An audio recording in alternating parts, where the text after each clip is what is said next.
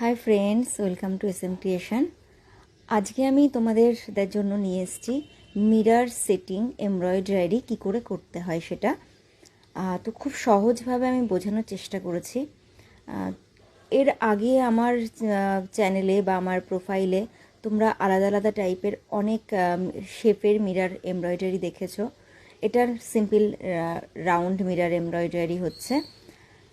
তো আমি ফার্স্টে খুব অল্প গ্লু দিয়ে যেখানে আমার মিররটা সেট করা দরকার সেখানে বসিয়ে নিয়েছি। এবার জাস্ট ওটাকে লক করা হচ্ছে, দেখতেই পাচ্ছ। চারিদিক থেকে মিররটাকে ফার্স্টে লক করে নিচ্ছি।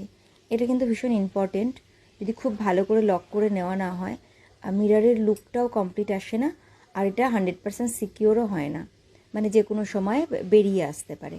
তো চারপাশটা খুব ভালো করে আগে লক করে নিতে হবে। তোমাদের যত বড় সাইজের মিরর হবে, লকটা তত বেশিবার করে করতে হবে। তো আমি এবার একটাকে যদি ভালো করে দেখো, 4বার করে ঘুরিয়ে নিয়েছি চারিদিক থেকে। ঠিক আছে, এবার এটাকে জাস্ট বটনস বা যে স্টিচ হয়, এমব্রয়ডারি হয়, সেটা দিয়ে সেট করে দিতে হবে, আটকে দিতে হবে।